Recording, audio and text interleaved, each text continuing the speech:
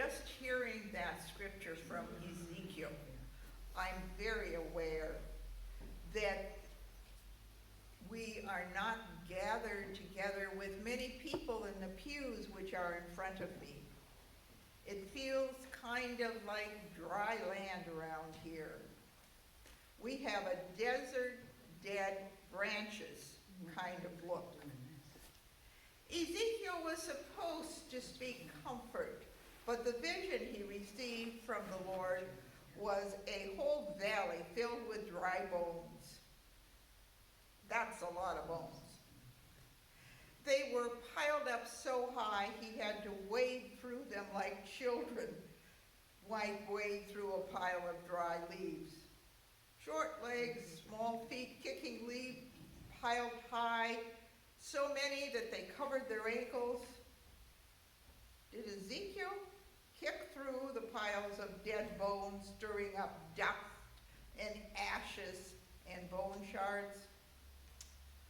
Or was the danger only talked about, like an invisible virus that might be on our hands or in our nostrils?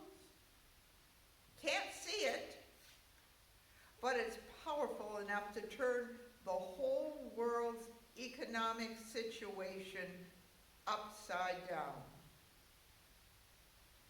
As Ezekiel was kicking his way through the valley of dry bones, very dry bones, the hand of the Lord said to him,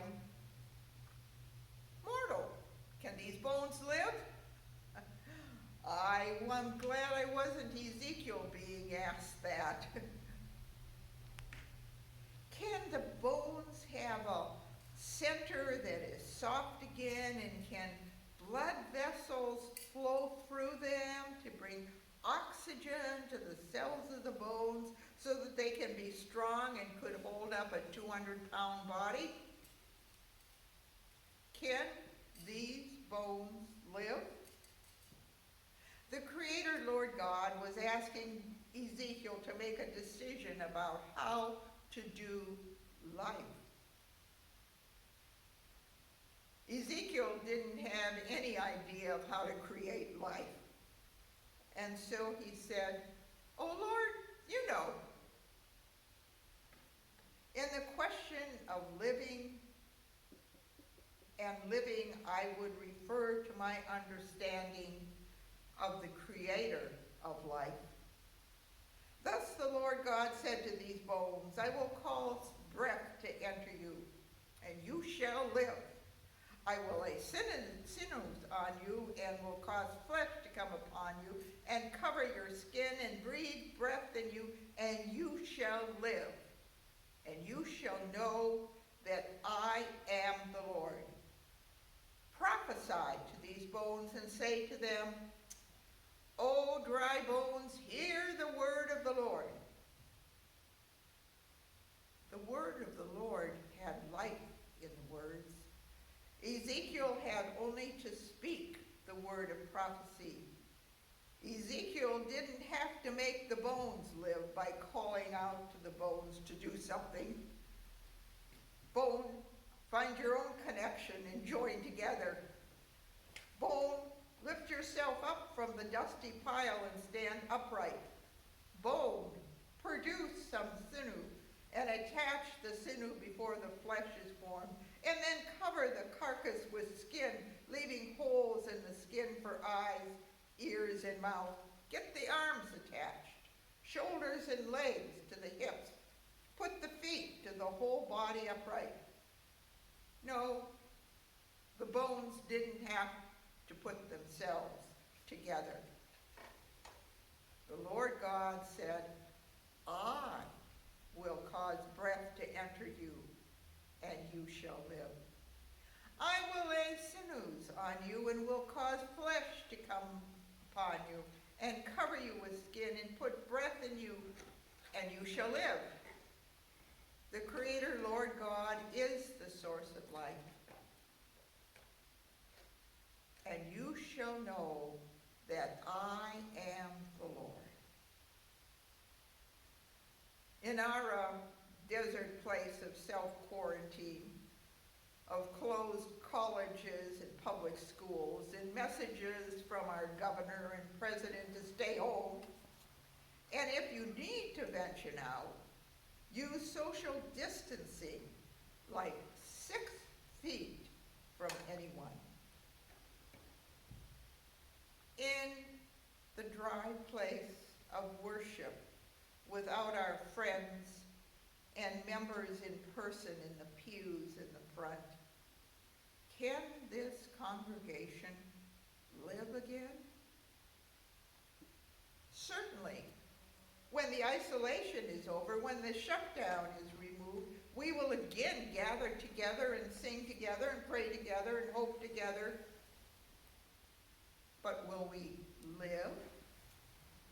Ezekiel is speaking to exiles and those who have seen their city destroyed, their civilization seemingly stamped out. I don't know how their economy was. Judah's life as a nation had essentially come to an end with the Babylonian destruction in 586. But here they were, and God was offering to bring them back to life, even to restore them to the land. Flesh and blood restored to the soil of Judah.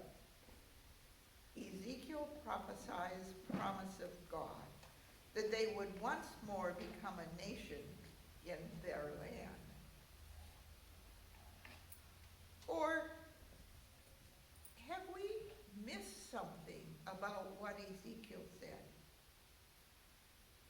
The phrase bone and flesh in the Bible usually means some kind of a kinship. Like in Genesis 29, Jacob says to Laban, who welcomed him with these words, "Surely you are my bone and my flesh." And Jacob stayed with him. He didn't stay with a stranger. He stayed with someone of the same bone and flesh. Perhaps this desert of not gathering together in the flesh says to us the power of being together in the spirit of what truly makes us a congregation. Then we will know the Lord has spoken and will act. For us to welcome the breath of the Spirit being blown into our hearts brings life. It is God who does the creating. It is God who lets us know that God is God. The Spirit is blowing through our desert and is creating. It might be that there is a story of recreation